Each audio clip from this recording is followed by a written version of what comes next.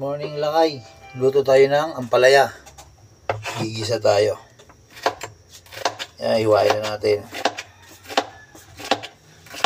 Manipis lang para hindi gaano mapait.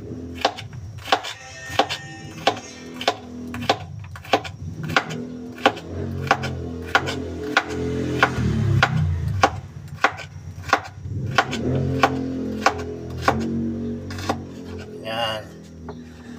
Ganun lang gagawin natin. Ulit-ulit lang ganun.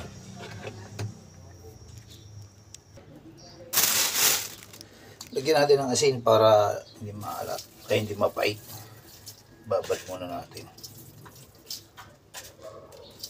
Tsaka natin ugasan mamaya.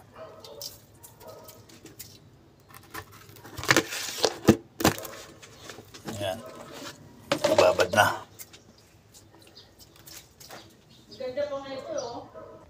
Ngayon, hiwa muna tayo ng sibuyas. Eh, okay na ata ito. Isang ano na to. Ano ka? Wala pa yan, bebe. Tingnan mo kasi konti na lang yung tubig.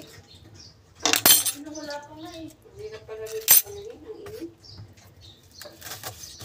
Mamaya na, baka matulba yan. Ito, pang sahog natin, liempo sa ampalaya. Ayan.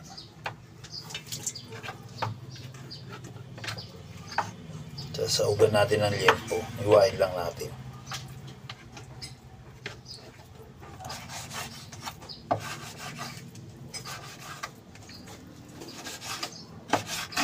Naiwan na natin yung sibuyas sa bawang to.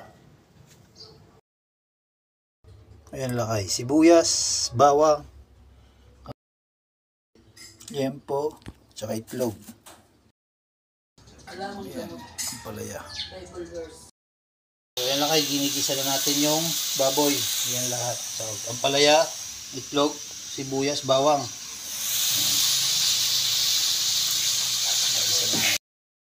Ayan lakay, nagkukulay brown na yung baboy. Dumidikit-dikit pa. Ayan, sinabi natin yung baboy, ilagay naman natin yung bawang.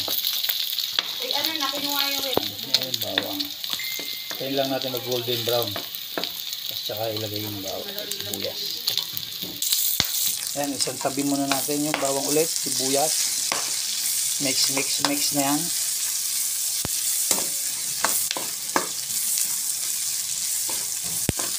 Ayan, pwede na haluin lahat yan.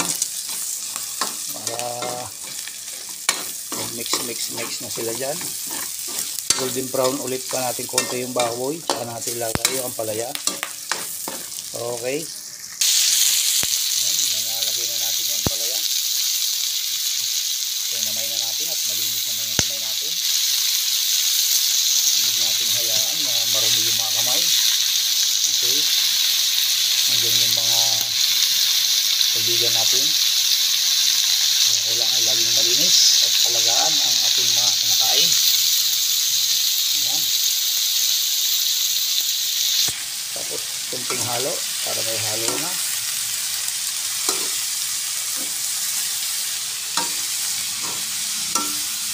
Mahirap mag vlog na ganito lalo't wala kang taga-video.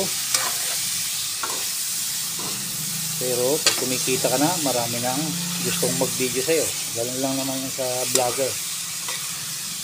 Pero hanggat wala, ikaw muna ang sarili mo muna. Ayan. Meron tayong ginisang ampalaya. O ginisang baboy na lang kasi mas marami yata yung baboy na nilagay ko. Ayan na ang finished product natin sa ampalaya.